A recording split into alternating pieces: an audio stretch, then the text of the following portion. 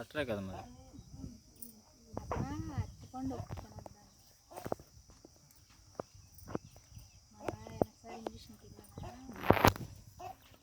తాతయ్య మరి ఏంటి చదువుకున్నారా మీరు? ఏం చదువుకోలేదు.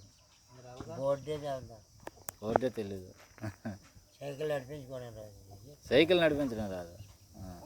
వ్యవసాయం పని అన్న ఏ పని తోడు కానీ వ్యవసాయం పని కానీ అన్నీ మన రాని పని ఒకటి అన్నీ చేశాను.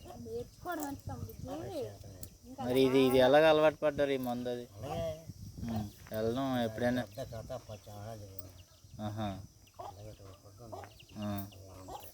అలా అంతా తిరిగి అలా పాములు పట్టి చర్మాలు అమ్మేవాళ్ళ? ఎక్కడ కొంటారు తాత అవి మరి?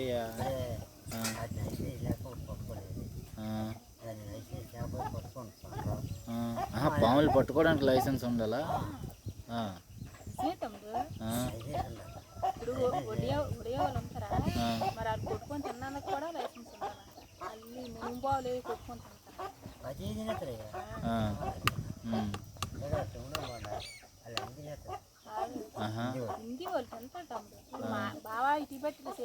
మరి ఆ కుర్రాడు కాలుతో చూసినాడు అటు వచ్చిందాన్ని కరిసింది. కొన్ని కరిసిందే, పాము కరిసిందని తెలిసి కూడా పడుకుండు పండు కదా. అది తెలియదు. పడుకుని తలబట్టింది అది అలాగే అనిపిస్తుంది. అప్పుడు నరాలు బేని పట్టింది. అప్పుడు చూడు బుర్రబాద్ వచ్చింది. ఇంకా గడి పోయి కళ్ళు మూతలు ఆడతాయి. సరే ఇబ్బంది. ఉదయం సాయంత్రం కమ్మర కిందకైనా నీళ్ళు అన్నీ నీళ్ళు వేయండి అంతే వేసిపోయి.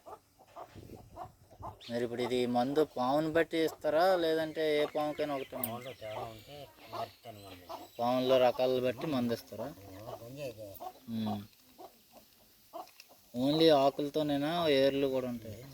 ఏర్లు ఆకులు రెండునా? అయ్యి అక్కడ ఒకటే రెండు బుర్ర మైండ్ పని అన్నీ కూర్చి అన్ని రకాలు కలిపితే తప్ప మందు రెడీ అవుదా? అప్పుడు పౌడర్ చేయాలా? అన్ని రకాలు కలిపి పౌడర్ చేస్తారు. అది మామూలు పేటం కొడతా ఆ గొడ్డతో జల్లించాలా? గట్టి పిండిలా చేస్తారు. పని చేసి చూడు ఎలాగంటే అలా చేతికి అంటిప్పాలి పిండిలాగా. అలా చేయాలి. అయితే నిలబడుతుంది. వేసేది పేగుని పట్టుకుంటాయి. పొరుగు ఉంటుంది. ఎప్పుడు పట్టుకుంటుంది? టైం పట్టదు. అది కరగడం అప్పుడే పట్టుకోవడం. మరి అలా పిండి చేయడానికి మీరు మామూలు దంచుతారా లేకపోతే ఇంకేనా? ముగ్గురు మనిషి అయితే ఈ డబ్బా చేస్తాం పొద్దు.